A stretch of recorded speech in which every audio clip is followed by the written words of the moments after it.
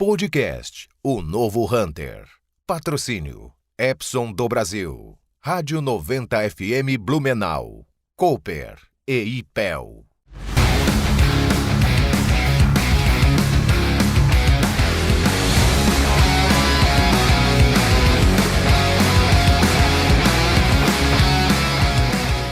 Olá, eu sou Roberto Vilela e você está no podcast Novo Hunter. Nosso podcast tem como premissa básica trazer profissionais que fazem a diferença nos seus mercados, que trazem conhecimento e consistência para a nossa audiência e para mim, para o DJ Castro, que é meu parceiro, está sempre aqui comigo no podcast. A gente construiu esse projeto justamente com essa intenção da gente aprender e compartilhar conhecimento aí com a audiência, porque a gente entende que isso é extremamente necessário, não é, DJ? É isso aí. Hoje a gente está com o Marcelo Sokol, da DataFret, que é uma empresa de tecnologia para ela logística, que é uma área super importante, estratégica, né, e muito interessante.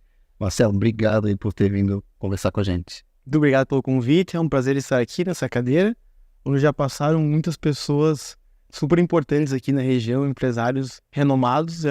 Realmente é um prazer. Legal. A nossa primeira pergunta, normalmente, Marcelo, até para a gente posicionar a audiência, para a audiência entender um pouco mais de quem é o profissional e, ao mesmo tempo, o que ele faz ou o que ele já fez, né? Porque às vezes a história, mesmo você sendo jovem, a gente vê que o Marcelo é bem jovem, né, DJ? Mas às vezes o cara já tem uma história bacana e construída aí já com muito esforço ou com muita experiência diferente ao longo do tempo.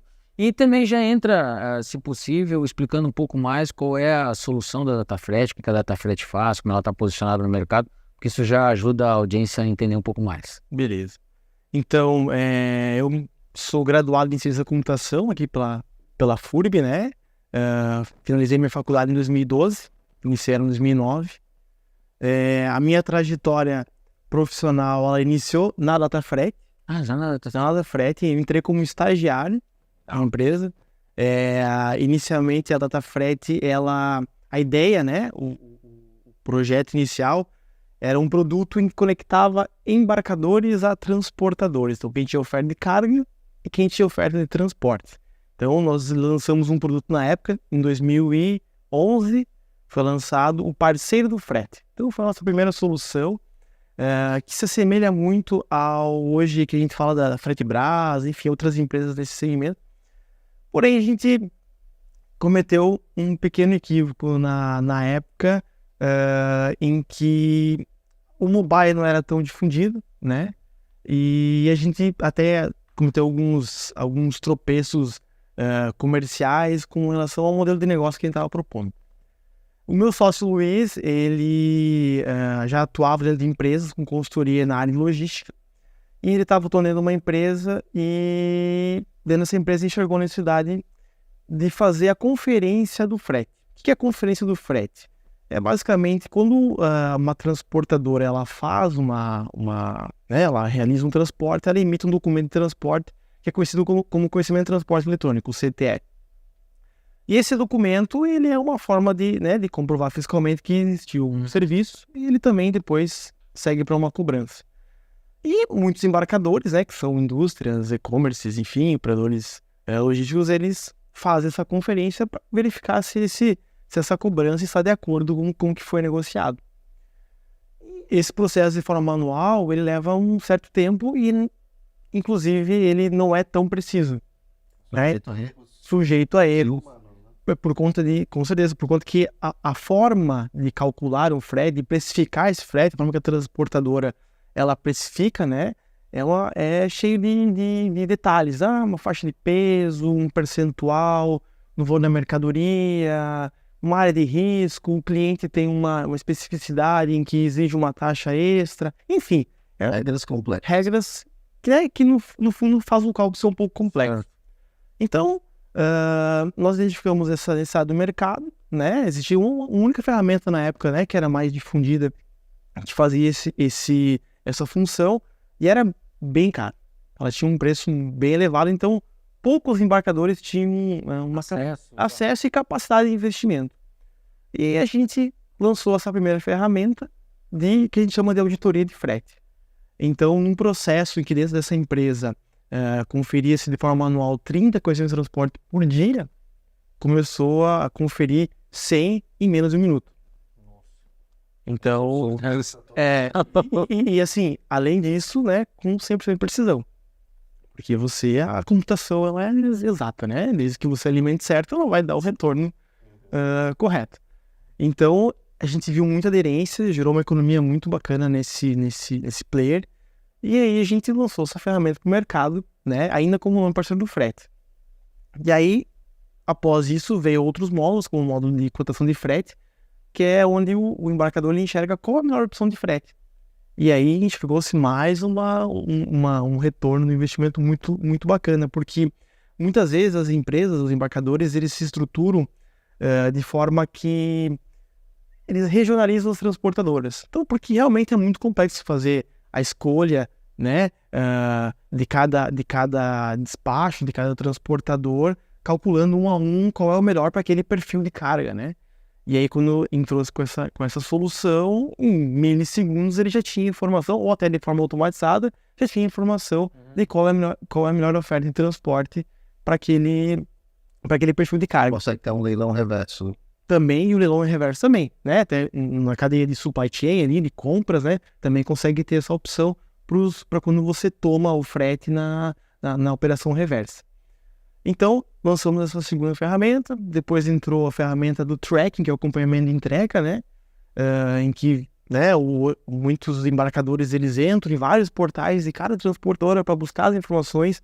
Então, o DataFreight entrou com uma solução em que, em um único portal, em um único lugar, ele consegue entregar toda a operação dele de distribuição. O que está embarcando, está para chegar, né, chegou na final destino, saiu para entrega, está em atraso. E globalmente. Então, assim, de uma forma bem, bem genérica em um único painel. Então, a gente viu que houve uma redução muito significativa também operacional e também nas demandas de saque. Então, uma redução até cases nossos hoje de 60% a 70% da demanda de saque reduziu. Imaginando, eu preciso saber onde está. Pera aí que eu vou consultar. Não, já está na tela. Está na tela. Então, o cliente final já recebe a notificação via e-mail, ele tem um link de um painel de acompanhamento das cargas dele, recebe o WhatsApp, também é uma ferramenta que hoje a gente tem incorporado. Então, são soluções que foram sendo incorporadas, tem outras coisas também, geração de etiqueta, enfim, solução de coleta, que foi surgindo dentro ali do parceiro do frete, né, que aí nós fizemos um reposicionamento, né, da marca e virou a DataFreight em 2016. Então, nós mudamos a nossa marca, nosso nome e estamos até hoje no mercado. Esse reposicionamento. E me diz uma coisa, mas o teu público-alvo, assim, o teu perfil de empresa que vocês atendem, qual é?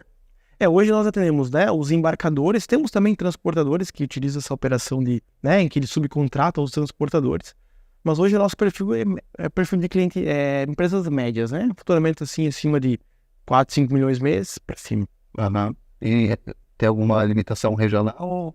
Não, hoje nós atuamos no Brasil inteiro, né, obviamente Blumenau é um polo, né, onde nós estamos sediados em que a gente tem uma penetração bacana, né, mas a gente temos clientes espalhados por todo o Brasil. São Paulo, Rio de Janeiro, Ceará, Rio Grande do Sul, Paraná, enfim, por todo o Brasil nós temos clientes satisfeitos e Legal. gerando economia com nada frente. E como que tem vindo a empresa em relação a crescimento, o mercado? Como é que você está vendo essa perspectiva de mercado agora? Então ali, nós, até fazendo um pouco um paralelo, puxando um gancho do passado, né? O DataFreight nasceu dentro da indústria, né? Dentro da indústria tradicional. Em 2014, nós já enxergávamos esse movimento da digitalização do e-commerce, né? Do comércio, melhor, a digitalização do comércio. Então, nós começamos a apontar para esse caminho e criar soluções para atender esse novo mercado que estava surgindo, né? E aí, nós começamos a entender esse movimento. E em 2014, então, nós lançamos algumas ferramentas, alguns módulos que atendiam exclusivamente e-commerce, como, por exemplo, a gente chama de Gateway de frete, que aí precisa fazer campanhas, frete grátis, um desconto no frete, enfim, né? É uma ferramenta que se conecta às plataformas de e-commerce, a marketplace também, e aí permite o nosso cliente usar o frete como uma estratégia comercial para converter mais vendas, né? E, obviamente, diminuir o abandono de carrinhos também. Então, nós enxergamos essa oportunidade e começamos lá naquela época a fazer soluções e atender esse mercado. Em 2020, né, que teve a pandemia, Foi 2020, março de 2020. Realmente, ali nesse ano, nós sentimos um boom muito forte, porque mudou a forma do consumo, né? Houve o lockdown. Aumentando a demanda absurdamente. Absurdamente. Óbvio que no início do primeiro mês, março, fevereiro ali, né? Foi um pouco assustador, porque as empresas não sabiam o dia de amanhã, né? No momento de anestesia, não sei, o que vamos fazer até o momento que vem. Exatamente. Então, assim, né? Houve umas medidas políticas, né? Que o lockdown, enfim, e a insegurança muito forte, né? O que é esse coronavírus, né? O que é? Vamos fechar, vamos, né? E então, por conta disso, algumas empresas que não estavam no digital se viram na massa digital, se viram obrigadas a precisam estar presentes nesse meio. Então, nesse período, né, além de mudar o consumo, né, a forma de nós consumirmos os produtos também acabou modificando fortemente. Então, a gente viu que a nossa ferramenta já estava bem madura, né, estava atendendo já alguns players de mercado. E aí houve um boom muito forte nesse momento, por conta dessa aceleração da digitalização do comércio. Então, ali em 2020 foi uma virada de chave muito forte, né, em que a empresa mais que dobrou de tamanho, de faturamento, tudo. E aí a gente conseguiu seguir 2020, né, teve um crescimento de 100%, 2021, 22 também, e aí 21, 22 conseguimos crescer 65%. Então foi um movimento muito bacana que né, falando bacana a nível empresarial, né, não gerando as questões, né, sanitárias, Claro. mas em que deu o DataFet foi para um outro degrau. E é legal comentar que assim, quando você cresce 65% em cima de um crescimento do ano anterior de 100%, é um número extremamente significativo. Eu fiquei com uma dúvida quando você fez a tua linha do tempo, porque você falou que você começou a universidade, né, Ciência da Computação na FURG em 2009, saiu em 2012 e entrou como estagiário na empresa. Qual foi o momento da virada de chave desse estagiário se tornar sócio? Junto com o Luiz, que também é Luiz, né? Luiz. Que não trabalhava na empresa, era um consultor externo. Então, em algum momento, pelo que eu entendi, né, os antigos fundadores, proprietários, ou abriram uma parte, venderam uma parte das ações para vocês, ou desistiram do negócio e venderam totalmente para vocês e vocês assumiram. Então tem uma veia de empreendedorismo aí interessante, né, com o nosso amigo de Capinzal. Isso vem lá dos meus pais, né? Mas foi muito bacana, porque eu entrei como estagiário em 2011, eu ainda estava na faculdade, e né, meus pais sempre, você tem que estudar, né? Então meus pais têm empresa lá na cidade, mas sempre, eu não me formei, não tive terceiro grau, mas você, tem um irmão também, você e seu irmão vão ter. Então, meu irmão hoje se formou em engenharia química, hoje é doutor na Unicamp, tá cursando o terceiro pós-doc dele, enfim, ele seguiu o cara acadêmico, me levou muito a sério, né? E eu, desde muito pequeno, já com 6, 7 anos, eu ajudava meu pai. Já participava lá do negócio dele, tem um comércio, já participava, já presente lá dentro da operação. Então, mas, enfim, abri mão de tudo, vim para Blumenau estudar, sempre adorei jogos, né? Então, jogos, se conecta com computação, vou fazer ciência da computação. Estou passando por isso em casa. Olha, 17 anos aí. Mas aí se depara com uma realidade um pouco diferente, né? Na ciência da computação, tu vai estudar um pouco mais a computação, né? E aí, no meio disso, surgiu a oportunidade, né, de estágio. Eu continuei estudando, todos os meus colegas já estavam empregados. Eu, não, tenho que estudar, meu pai pediu para estudar, você vai estudando. Mas chegou um momento que não tinha mais o que fazer. Eu estava no período matutino da FURB, tinha eu e mais 2 colegas, que estavam repondo matéria. E eles estavam à noite. E eu começou para a noite por causa da... Inclusive, a FURB na época extinguiu a turma matutino, porque não tinha demanda, né? E aí conheci o professor Oscar Dalfovo, não sei se vocês conhecem, uma lenda, né? Em que iniciei a parte de iniciação científica, e ali surgiu essa oportunidade em que o meu sócio tinha esse projeto parceiro do frete e tomou um dinheiro da FAPESC, né? Então foi contemplado, exatamente. E aí precisava de uma pessoa para tocar a parte de tecnologia. Mas, na verdade, até nessa época existiam 2 sócios, né? Então era tecnologia e esse meu sócio atual, o Luiz. Esse outro sócio, ele saiu, vou contar nessa trajetória. E aí ele me convidou, esse outra pessoa que hoje não faz mais parte da operação, ele me convidou para atuar junto lá no parceiro do frete. Começamos a desenvolver, né? Participei desde do dia zero da ferramenta. Vamos desenvolver e chegou um momento em que a ferramenta estava no ar e eu estava me formando. Basicamente, o que a gente faz, né? Gostei, estava adorando, porque era um negócio que eu vivia isso, Você via aplicabilidade, né? sentia muito sentido, tinha muito sentido para mim. Vivia isso quando eu ajudava meu pai, né? Então, a questão das transportadoras, recebia, lançava nota no RP, enfim. Então, tinha muito sentido. E em um momento, não tinha muita saída, a empresa não tinha como remunerar o colaborador. E aí, acabei entrando de sócio, né? Em que adquiri uma parte da empresa, né? Com a ajuda dos meus pais, óbvio, né? Adquiri uma parte da empresa. E aí, arregacei as mangas, hands-on, vamos lá, vamos fazer acontecer o negócio. Sou completamente apaixonado por ele. E aí, no meio dessa trajetória, né, um dos sócios, nós éramos em 3 sócios, ele, né, por decisão, viu que estava difícil se manter e atuar na empresa, né? Então, ele optou por seguir a carreira acadêmica, estava começando mestrado na época. E hoje ele tem uma empresa também muito, muito, muito bacana. A empresa dele está num crescimento, acabou de receber uma aporte, tudo. Enfim, então esse sócio saiu, comprei a participação dele, né? Foi incorporado. E desde então ficou eu e o Luiz só como sócio.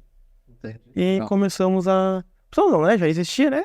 Sim, da continuidade. Damos continuidade Os desafios do empreendedor no começo do negócio, né? Às vezes tem que tomar essa decisão mesmo. Tem que entrar de cabeça ou tomar a decisão de... E agarrar as oportunidades, né? Então, assim, eu entrei de estagiário, sim, né? E a oportunidade surgiu. Né? Muitos talvez dariam as costas, nem, né? Quero seguir uma carreira, uma linha mais estável, buscar um emprego em uma das empresas, Blumenau principalmente, muita empresa, tecnologia vale, né? Sólida, é o Vale, um polo tecnológico. E, não, peraí, eu acho que tem algum mosquito que me picou ano passado, que talvez venha da família, né? Não, vamos agarrar essa oportunidade aqui e vamos ser persistentes. E a tua evolução profissional caminha junto com a empresa. Caminha junto com a empresa, então... O que é legal, né, DJ e Marcel, e quem nos assiste nesse momento, principalmente se for jovem, né? E a gente tem aí uma galera que acompanha podcast, que curte, né, no YouTube, que é uma pessoa mais jovem. E o que o Marcel acabou de falar é muito frequente, assim, no segmento do empreendedorismo, principalmente quando a gente fala de tecnologia, né? São aquelas oportunidades que acabam surgindo, mas muitos acabam não aceitando ou agarrando elas, porque em determinado momento vai ter que haver algum investimento, seja investimento financeiro ou investimento de tempo e energia além do normal, das 8 horas tradicionais, né? Muito além do normal, porque ele está entrando numa sociedade com alguma coisa, seja dinheiro e trabalho ou muito trabalho, para justificar, principalmente quando no início do negócio a empresa não consegue remunerar esse profissional. E aí entra a oportunidade de repente, você ganhar escala, que nem aconteceu com o Marcel, de você evoluir. Mas não existe almoço de graça, isso é legal, a galera... não existe. Então, assim, óbvio, né, são fases, né, mas me recordo, até na época de estagiário mesmo, eu trabalhava de segunda a segunda. Era realmente, ainda, né, mas são fases diferentes, né, mas era de segunda a segunda. Eu lembro quando nós, lá em 2013... nós tivemos um cliente em que era o maior grupo de moda do Brasil. Não sei se posso falar aqui. Claro. O Grupo Soma até, que fez... Já teve evento da Geotech recentemente. Legal. Então nós atendimos o Grupo Soma e foi uma escola, né? Então eu ia para o escritório deles, ficava no Rio de Janeiro. E lá passava a semana e muito aprendi ali, tanto da parte empresarial, né? Governança, estando lá dentro, vendo como funcionava aquele monstro, que é uma empresa assim, são muitas marcas. Muitas marcas, né? Eles têm muitas marcas. Na época eles tinham 6 marcas já. Então foram essas oportunidades que a vida foi dando, né? Mas a vida foi dando, mas eu fui abrindo as portas, né? Então, de certa forma, não sozinho, né? Com muitas pessoas ali no apoio. Foi abrindo as portas e foi agarrando. Então, tem medo? Tem Vai medo. com medo mesmo, né? Mas assim, o medo não pode ser maior que a vontade de acertar, né? Exato. Então ele não pode superar. Então o medo existe. Que bom que tem medo, porque é responsabilidade também, né? Então tu tava com um sistema em que você mexe com capital financeiro, de certa forma, né? Tu tá lá Legal. conferindo frete, fornecendo soluções, né? Para gerar economia para o cliente. Então tem esse medo, mas a vontade de fazer certo e a vontade de crescer é muito maior que o medo. Então o medo, ele tá lá, mas assim, ele é só uma agulhinha que fala, ó, vamos cuidado, Mas respeito. mas continua, cara, continua. É legal ver, né, DJ, que, poxa, às vezes a gente não para pra pensar com tanto cuidado, né? Mas uma solução que da Datafret, e ela impacta direta e indiretamente numa cadeia extremamente expressiva, né? Se eu pensar toda a cadeia de frete envolvida num processo como esse, são quantas empresas que dependem e podem evoluir ou não em função de, sei lá, um gap dentro do sistema da frete, Com né? certeza, com certeza. Muitas partes envolvidas, né, cara? Muitas partes móveis dentro da empresa e toda essa cadeia que são milhares de partes móveis também, nada pode dar errado. Aí você adicionar uma camada de eficiência e de velocidade no processo. Sim. Hoje, assim, principalmente quando fala assim de e-commerce, né, nós estamos plugados direto na plataforma do cliente, né? Então, se caso houver uma instabilidade, algum erro, pode impactar direto na conversão de vendas, né? Então isso é bem crítico e a gente entende isso, e por isso o medo, né? Sim, Da responsabilidade, né? Mas, enfim, então a gente tá aí. Ao mesmo tempo, são relacionamentos de longo prazo, né? Você conquista o cliente, ele vem por muito tempo. Nós temos clientes hoje que estão há 10 anos conosco, né? Então isso é muito, muito legal, muito prazeroso. E um bacana da ferramenta também, dos TMS embarcadores, né, no geral, eles tendem a ter um ROI muito, muito curto, né? Então, diferente do RP, né? O RP, ele é um software em que você é obrigado a utilizar, porque você tem que emitir nota, cumprir. Toda a empresa, é o sistema operacional. Enterprise, é toda a empresa, né? Eles são toda a empresa. Então é super importante e imprescindível ter, né? Emissão de nota, controle de estoque, enfim. Os TMS não é obrigatório ter. Você pode não ter, você vive sem. Só que se você tem, a chance de você ter uma operação de transporte, né? Hoje o frete está entre as três maiores despesas das empresas. Perfeito. Então tu ter uma gestão dessa cadeia, né? Você ter um olhar para ela, obviamente converte numa... Ali tem um impacto gigante. Tem um impacto gigante, né? Você vai converter mais vendas, vai ter uma empresa talvez um pouco mais rentável, né? Enfim, tem um impacto muito positivo na cadeia ali. Marcelo, queria fazer uma pergunta. Você comentou ali que começou com um módulo e foi lançando novos módulos. Fala um pouco sobre o processo de inovação dentro da Datafret. Como que vocês fazem? Tem uma área de inovação? Está dentro da cultura? Como é que vocês conectam as demandas dos clientes para lançar produtos novos? E para onde está caminhando a evolução? Legal. Então, fazendo esse histórico, essa linha do tempo, né? Nós sempre tivemos um olhar muito forte para o nosso cliente, né? Então, nós sempre estamos vendo as empresas olhando, né, o que tá legal, o que tá faltando, né? Então, ele sempre teve esse olhar. Então, com essa visão e com essa imersão, ouvindo muito cliente, a gente foi criando soluções e módulos, né, para que fosse atendendo essa necessidade do mercado, né? Então, por exemplo, aqui, tem um cliente em que ele tem uma demanda de separação de produtos, ele vende o produto sem ter ele em estoque, então utiliza o cross-dock, e ele tinha uma necessidade de entender quais produtos ele já poderia separar, mesmo com o estoque negativo. Então nós atuamos com uma frente lá dentro do estoque dele. Então foge um pouco da plataforma, mas um pouco, não tanto, porque nós temos um módulo de expedição. Então nós temos uma solução, por exemplo, que nós chegamos dentro do cliente, a dificuldade dele, né, que estava gerando atraso para o cliente final em separar a mercadoria correta, né? Ela estava lá no estoque, o pedido estava vendido, pago, e estava lá... Tinha uma camada de trabalho manual que você podia automatizar. Exatamente. Então, assim, nós sempre tivemos um olhar muito forte para o nosso cliente, pois nós entendemos que é dali que muitas soluções nasceram e nascem, né? Resolvido para esse cliente, você pega e incorpora... Tu consegue, às vezes com uma adaptação ou outra, mas tu consegue incorporar em outras corporações, porque a dor, elas, de certa forma, elas se encontram. Talvez de uma forma um pouquinho diferente, mas essas dores das empresas elas vão se encontrando. Então, o DataFret veio nessa criação de novos produtos ali dentro do DataFret, de novos módulos, olhando muito para o cliente e também para o mercado, né? Óbvio que esse é o bacana também da concorrência, né? Como você tem concorrência, o concorrente lançou uma ferramenta que é até legal. Poxa, acho que é uma saída de mercado, vamos incorporar também. Então, o DataFret veio nessa crescente, né, de desenvolvimento, na evolução do produto. E hoje, né, nós temos um setor dentro de produto que analisa isso, em que faz esse estudo, que acompanha, junto com o nosso time de sucesso do cliente também, que acompanha esse movimento do mercado, dos nossos clientes.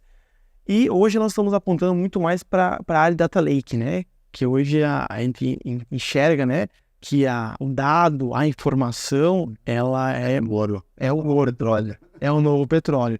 Então nós estamos apontando muito para esse lado, em que nós estamos criando ferramentas, hoje está ali em processo de homologação, já pilotando em alguns clientes, a questão do Data Lake, né? Então, entregar o maior número possível de dados e também de informação. Porque toda empresa tem zilhões de dados, né? Precisa organizar, precisa acessar de maneira exatamente. Isso. Você faz uma chamada na base, tem que vir rapidinho, tem latência. E inteligência de mercado, né? Entender o movimento, né? Entender o que está acontecendo, para tu poder talvez atuar preventivamente em algumas ações, tomar alguma regras para ver o que quando começa a dar antes de dar problema, você já começa a alertar. Entendi. Eu tenho duas dúvidas, queria até ver. Primeiro, quantas pessoas trabalham hoje na DataFret? Você falou que dobrou de tamanho em 2020, se eu não me engano, né? Hoje a DataFret está com 32 colaboradores, né? É um número relativamente pequeno, né? Quando a gente olha aí você vê a importância da especialização das pessoas que estão atuando e para conseguir fazer uma varredura tão grande de mercado com um número relativamente pequeno de pessoas. Como é que funciona a comercialização da solução da DataFret? Né? Você falou ter uma equipe de sucesso do cliente, ok? Você vende a tua solução de uma maneira com canais, que nem a gente já teve aqui no Novo Hunter, algumas empresas de tecnologia, onde um modelo comercial é um modelo por canais, esses canais como se fosse um representante, tem cidades e visitam clientes ou ligam para os clientes. Você faz a venda direta da DataFret, seja por telefone, enfim e tal. Qual é o modelo hoje, a indicação mais forte, provavelmente, né? Como é que funciona? Digamos, a indicação é a melhor venda, né? Porque ela, garantida. Ela já vem com selo carimbo, né? Mas hoje nós já pilotamos, nós temos alguns canais, sim, mas representa hoje muito pouco. Hoje fora da região. Fora da região. Temos em Paraná, temos em São Paulo. Mas hoje o fora da DataFret realmente a venda é feita pelo time interno, né? Então nós temos o inbound marketing, né? Que faz a captação de leads, temos também o outbound, né? Então são os modelos de captar leads, né? Oportunidades clientes. E hoje nós temos um time de executivos isso, em que faz o inbound marketing capta, né, via digital, o outbound faz a captação via telefone. Então hoje com a internet, né? Enfim, não só hoje, mas é muito fácil tu poder, né, entender quais são os clientes que tem, né, que estão dentro do teu ICP, né, e aí fazer essa abordagem. E aí a boa parte das vendas elas acontecem de forma remota também, salvo algumas. Mas a simulação, isso, hoje, né, tu utiliza softwares que, né, já tem uma estrutura de precificação, enfim, com base nas informações captadas. A apresentação muitas vezes aliás, 99% das vezes ela é de forma remota, fechamento de contratos também, de forma remota. Mas aí é um produto, ele está instalado na empresa e aí é parametrizado. Assim, isso, a gente fala, nosso modelo é o SaaS, né? Então é SaaS. Então, assim, já fica... Não é que eu achei que era porque podia ser, né? Entendi. Não, ele é SaaS. E aí ele fica, né? Então toda a administração e os cuidados da infraestrutura. Agora você cria uma nova solução para um cliente, ele já fica disponível para todo mundo. A partir do momento que você vira a chave. Exatamente, quando faz lá o deploy da versão. Entendi. E aí, então, a comercialização é totalmente, né, dentro da DataFret. Hoje, basicamente, fica muito... Sério? Explica essa questão. Então, as pessoas... A programação é unificada, você tem a assistência individual. É um modelo um pouco diferente, né? Diferente, talvez... Atualizou para todo mundo. Atualizou para todo mundo, exatamente. Então, dessa forma, talvez permita a escala, né? e, né, com várias automatizações dentro também das ferramentas que a gente utiliza, o nosso ecossistema ali também permite a escala comercial sem uma escala, né, proporcional do time, né? Então, é assim, dessa forma que a gente comercializa a ferramenta. Tem alguns casos, óbvio, que a gente, né, se desloca até o cliente, né, fazer uma apresentação, isso vai muito da demanda do cliente, ou para a assinatura do contrato, mas no geral é feito de forma remota. Inclusive a implantação do projeto também, né? Também é remoto. Então, feita a venda, né, é feito toda a parte do onboard para o cliente, explica como que vai funcionar o projeto de implantação, faz novamente um overview do que foi que o cliente contratou, passa o time de projetos, o time faz a abertura, né, tem seu Kanban lá, Sim. faz todo, né, esquematiza o projeto, de que forma, em que etapa, em que momento vai acontecer cada etapa. E aí, haver necessidade de deslocamento, ok, né, o time vai lá, se desloca até o cliente, algum treinamento, um número maior de pessoas, mas de forma geral funciona muito bem o remoto, né, até a pandemia foi também, Facilitou nesse que não sentido. queira, né, também foi uma outra virada de chave, né, essa questão do remoto, Somente aceitação. aceitação também disso. Assim, opinião, né, o presencial ele tem um impacto um pouco diferente, né, eu sinto isso. Às vezes tu faz uma reunião com um cliente de forma digital, né, tu conversa, ok, se entende, mas quando tu vai presencial, o peso é um pouco diferente. Tendo que o presencial aumenta a taxa de conversão. Também de conversão, A maioria dos negócios, mas tem um custo. sim, Tem que ver se vale a pena. exatamente, então tem que Uma escala mais menor, claro. exato, em uma escala menor porque tu consegue, né, atender um número menor, então tu vai ter que aumentar em fato Não, acho que hoje é interessante falar sobre isso. Você faz estratégia de inbound, você coloca lá, né, o cliente no fluxo, no funil. um funil, Aí você vai nutrição. vai dedicar mais tempo para ele de acordo com o potencial de receita que ele pode gerar. Com certeza, já consegue fazer um filtro ali, né? Já tá para fechar. E vale a pena Talvez uma visita. uma visita. Exatamente. Eu tenho visto um movimento, não sei se faz sentido para você, eu acho que o DJ tem acompanhado esse movimento que eu tenho observado já faz um tempo nas empresas de tecnologia, que é a abertura de escritórios da empresa em um grande centro, principalmente São Paulo. E a gente tem várias aqui na nossa região, né, em Santa Catarina, que é um polo de tecnologia, né, tecnológico extremamente consolidado, mas mesmo sendo um polo extremamente consolidado, eu tenho visto esse movimento, e não cabe aqui citar nomes, mas de várias, que montam uma base em São Paulo, essa base com 4, 5, 10 funcionários, depende da estrutura, por entender, primeiro, a questão geográfica, mais próximo de grandes players, para poder estar atendendo e tal, e para fazer esse blend que o DJ acabou de falar, que é, de repente, você ter, claro, tem um approach digital, online, remoto, mas em algum momento eu vou precisar ter o approach presencial, físico, Fechamento. vou apertar a mão, olhar no olho, chamar o cara aqui no escritório, fazer a reunião, a gente tomar o café e tudo mais. Isso faz parte dos projetos da DataFret ou nunca foi cogitado essa questão de repente, ter um movimento que migra para um grande centro para ainda ganhar mais escala, né? Porque pelos teus relatos, a escala já vem acelerando muito. Sim. Mas a gente percebe que algumas muito grandes estão fazendo esse movimento. Sim, principalmente São Paulo, né, que é o coração do Brasil, né, lá muita coisa acontece, né. Sim, nós já pilotamos um tempo atrás, um pouco antes da pandemia, né, a abertura do escritório lá com parceiros, né, não deu muito certo, né, justamente ali na pandemia, Sim. em que fechou as portas, mas sim, existe um planejamento interno em que visa essa abertura de escritórios em outros grandes centros, né, tanto São Paulo, que é um grande centro, óbvio, mas tanto em outras regiões que até de interior, que tem polo, exatamente, que tem um polo industrial, É um Goiás, mas vamos lá, Rio Grande do Sul, né, vamos lá, Caxias do Sul, por exemplo, olha quantas Tem massa crítica para você colocar uma base lá e atender de maneira mais... quantas empresas tem lá, Marco Polo, Sim. Fras-le, Orquídea lá, enfim, muitas empresas, é um polo muito forte, industrial, moveleiro, metalmecânica, têxtil.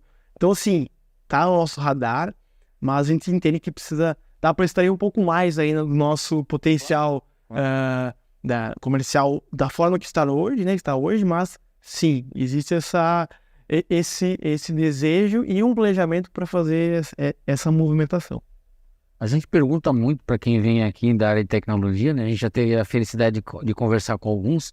Como é que vocês estão trabalhando a questão da retenção da mão de obra? Porque a gente sabe que é uma briga ferrenha, e acirrada aqui na nossa região por profissionais qualificados, por mais que tenha lá ciências da computação, tem as universidades aqui gerando vamos dizer assim, a qualificação das pessoas, mas a gente percebe que o Brasil como um todo hoje vem buscando profissionais de tecnologia. Houve um aquecimento absurdo quando a gente fala sobre o ponto de vista salarial, né?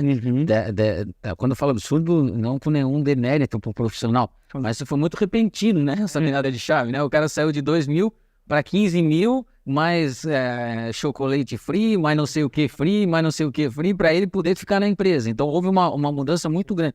Como é que a DataFred está agindo? Como é que o Marcel, como o diretor da empresa, age para reter esses profissionais qualificados? Certamente fazem parte do seu quadro. Sim, esse movimento ali de retenção, enfim, esse pulo no mercado, né? A DataFred, ela entende, né?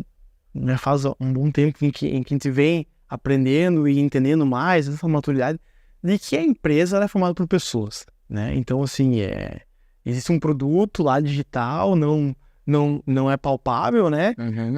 Em que é feito por pessoas, né? Então não é o Marcel, não é o Luiz, é todo o time que está ali, que é quem constrói, que é quem faz a DataFred ir pro dia seguinte, né? Então a gente tem, né, de um tempo para cá nós começamos a olhar mais para dentro de casa, entender que o nosso primeiro cliente e o nosso talvez maior cliente são os nossos DataFretters, né? As pessoas que estão ali conosco todo dia vestindo a camisa. Então, obviamente, a gente faz alguns trabalhos, né, nesse sentido de cuidar de pessoas, né? De cuidar de pessoas. Então, nós temos lá um setor focado nisso, né? Em que entende como é que está o termômetro, como é que está o clima, né, da empresa, dos colaboradores. E óbvio que é um desafio muito complexo, né? Porque da mesma forma, né, que existem muitas pessoas que estão, né, felizes, super contentes, existem pessoas que não têm esse mesmo sentimento. E aí, né, tem que entender o momento, o que está acontecendo, né, o que a gente pode fazer para melhorar, ou então realmente não tem fit, né, cultural, né, com a empresa, e aí direcionar talvez por um caminho que talvez faça melhor para o colaborador. Então a gente vem, né, uns 4, 5 anos para cá, né, olhando para o colaborador, para as pessoas ali, de uma forma um pouco diferente, visando, obviamente, a retenção, mas mais do que isso, visando o bem-estar, né? Que a gente entende que um colaborador, né, um DataFretter satisfeito, ele é super produtivo, ele é uma pessoa feliz, né? É uma pessoa que traz uma energia muito positiva, que contamina de forma positiva também o ambiente. Então a gente vem olhando para esse caminho, mas o desafio é muito grande. Óbvio que tem a questão salarial, né? Então, principalmente quando você olha para um grande centro como São Paulo, que tem uma faixa salarial maior do que a nossa região aqui, né? Já é muito mais alta, né? Mais alta, então, obviamente, tem momentos que você acaba não conseguindo absorver no que tange a salário. Mas no que tange a benefícios, a clima organizacional, a gente vê que está muito bem estruturado, né? A gente, né, investe em cursos de DHO, né, em comunicação não violenta, feedback, e a gente vê que nós somos muito bem posicionados dentro da empresa e que os nossos DataFretters são realmente pessoas muito felizes. Claro que não é uma perfeição, né? Não é um mundo fluido, mas sim, nós estamos num movimento bem legal que acaba tendo hoje pessoas que estão há 6 anos, né, conosco, 5 anos, 4 anos, o que, né, na área de tecnologia é um bom tempo, né? Céu, fala um pouquinho do teu estilo de liderança, como é que você lida com essa galera da tecnologia e o teu time? Legal. O meu estilo são pessoas super simples, humilde, né? Gosto muito de ouvir, gosto muito de construir a mais de 2 mãos, né? É uma forma que eu costumo comentar lá com o time, falar, pessoal, nós temos que ser persistentes, né, nas questões, nos desafios que a gente tem em diário, mas ser humilde a ponto de reconhecer erros, né, que obviamente a gente comete, nós somos seres humanos, e ao mesmo tempo olhar para esse erro como um ponto de evolução, né? A gente olhar para ele e falar, opa, aqui nós erramos, mas nós aprendemos com esse erro e vamos buscar melhorar nessa segunda chance que a gente tem. Então, o meu estilo é realmente ser muito...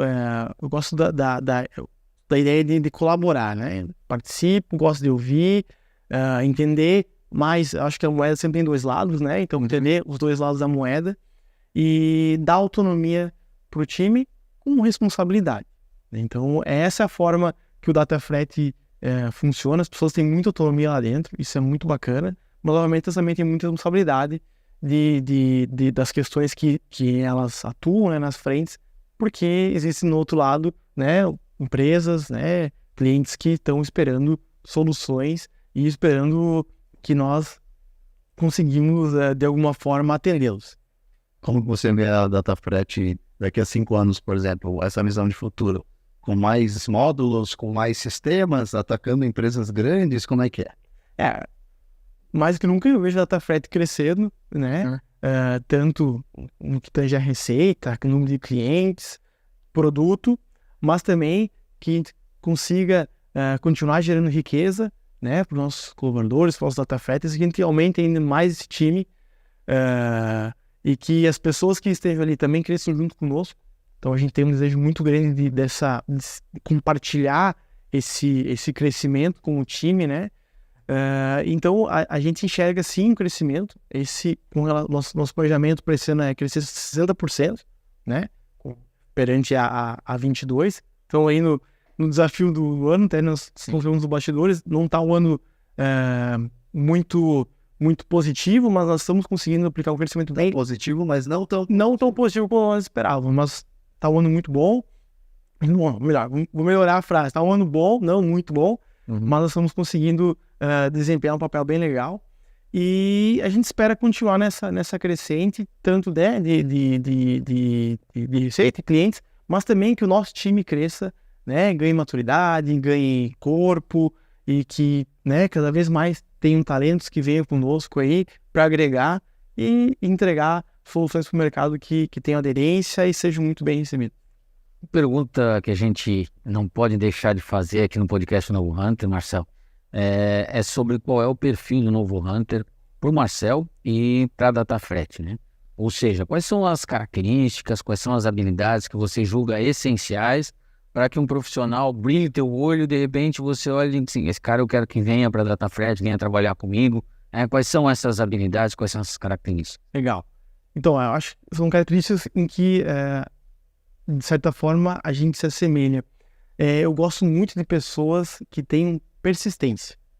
Né? A questão do medo, né, deve existir. Não sou muito favorável às pessoas que não têm medo de nada. Não, acho legal, tem que ter medo.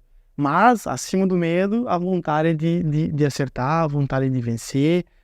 Então, um perfil de pessoas em que gosto muito é essa pessoa que tenha persistência, que não tenha vergonha de dizer que errou, que não tenha vergonha de reconhecer, de se retratar e de entender que, opa, tem esse caminho aqui, é para lá que eu vou apontar agora. Então, é esse perfil de profissional que eu entendo que eu acho que vai ter um destaque muito, muito bacana nesse novo século, nesse novo ano, nesse novo modelo de negócio, porque a capacidade técnica você desenvolve, né? De certa forma. Hoje, a literatura, a facilidade de buscar a informação tá muito ok, né? Mas você ter os princípios né, seus valores de ser humilde, né? De reconhecer os erros e a vontade de fazer diferente, fazer mais que o outro, enfim, são coisas que não se treina, né? São coisas que já estão ali enraizado no cidadão. Então, eu acredito muito que esse perfil profissional, persistente, humilde, é o profissional que vai ter um destaque. Na DataFret, com certeza, ele tem um destaque bem interessante. É o que a gente busca nas pessoas. Bom, legal. Marcel, obrigado. Foi muito bom conhecer sobre a DataFred, conhecer um pouco da tua história. Uma empresa jovem, né? Uma trajetória muito interessante num segmento que tem um potencial gigante e estratégico para o país, né? A gente vem falando isso aqui nos episódios. Acredito muito que o Brasil tem um mercado gigante na área de logística para desenvolver, para digitalizar, para automatizar, sistematizar processos, para melhorar a gestão desses dados, né? Para economizar para as pessoas e para as empresas, né? Super importante. E obrigado de novo, né? Obrigado por ter participado aqui com a gente e contado um pouquinho da tua história. Valeu. Muito obrigado pelo convite, né? Foi um prazer imenso poder compartilhar um pouquinho com vocês, um pouco da minha trajetória, da trajetória da DataFred também. E espero que eu possa voltar aqui outra vez para contar um pouco mais das outras páginas, né? Com certeza, novas... No futuro, com certeza a gente vai poder falar de outros momentos aí. Legal, obrigado, Marcel. Pessoal, vocês acabaram de acompanhar mais um episódio aqui do podcast Novo Hunter. Dessa vez a gente conversou com o Marcel, da DataFred, profissional jovem, extremamente focado, determinado, que sabia desde muito cedo o que queria, foi atrás, fez a diferença. Isso que a gente fala muito, né, da importância de você ter essa determinação, da importância de você ter essa persistência, essa vontade. As coisas não são simples, aliás, muito pelo contrário, as coisas têm lá o seu grau de complexidade, mas vai com medo mesmo, né, Marcel? Então faz a diferença, assim. O medo, eu concordo plenamente com o que o Marcel falou ao longo do nosso episódio. O medo, ele acaba servindo principalmente para criar alguns limites, barreiras e criar o respeito que a gente tem que ter para alguns desafios. E a importância é você não sucumbir diante do medo. Eu acho que esse é o grande fator. E tá aí a DataFred fazendo sucesso, escalando por todo o território nacional com uma solução muito inteligente, muito assertiva. Então, continue acompanhando o nosso podcast, continuem se inscrevendo, né, e sugerindo para os seus amigos para que se inscrevam no canal. Isso é fundamental para a gente quer justamente compartilhar cada vez mais histórias tão interessantes como essa do Marcel aqui com vocês. Valeu, forte abraço e até o próximo episódio.